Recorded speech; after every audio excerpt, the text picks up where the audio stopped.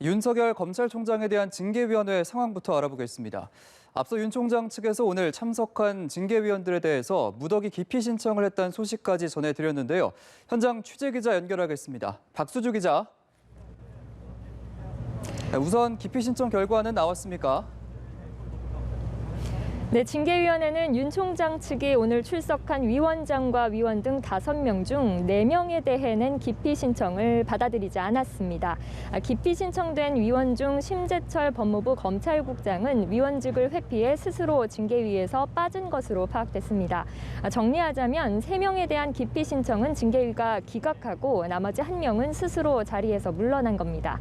앞서 윤 총장 측은 오후 2시 회의가 재개된 뒤 참석한 위원 5명 중 신성식 대검찰청 반부패 강력부장을 제외한 4명에 대해 기피 신청을 냈습니다.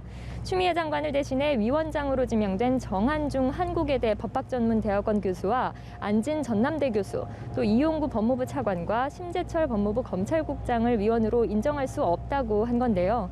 정한중 교수는 최근까지도 윤 총장에 대한 비판적인 입장을 공개적으로 드러낸 바 있고, 안진 교수는 법무검찰개혁위원회 위원과 과거 민주당 공천심사위원으로 활동한 이력 등이 있습니다.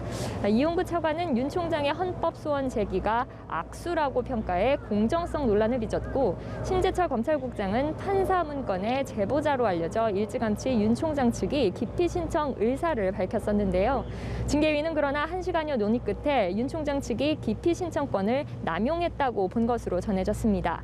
징계 대상자가 다수에 대해 기피 신청을 해 징계위를 구성할 수 없게 하거나 이 때문에 당일 징계위 개최 자체가 불가능해지는 경우 기피 신청권 남용이라 본 대법원 판례를 따른 것으로 보입니다. 이로써 징계위원은 5명에서 4명으로 1명 줄었는데요. 여전히 징계위 심의 개시 정족수인 과반수를 채운 상태이기 때문에 징계위 절차 진행에는 문제가 없는 상태입니다. 징계위는 윤 총장 측이 감찰 기록을 열람하고 충분히 검토할 시간이 필요하다며 기일 연기를 신청했지만 이를 기각했다고도 밝혔습니다. 네, 그러면 이제 남은 절차는 어떻게 되는 건가요? 네, 앞으로 윤 총장 측에 대한 신문과 증인 신문 등의 절차가 남은 것으로 보입니다. 오전 10시 40분쯤 회의가 개시된 뒤 오후 3시 40분쯤 위원 기피 신청 결과가 전해졌으니 지금은 윤 총장 측 신문이 진행 중인 걸로 예상됩니다. 오늘 징계위에는 윤 총장 측이 증인으로 신청한 류혁 법무부 감찰관과 손중선 대검 수사정보 담당관 등 3명도 참석했는데요.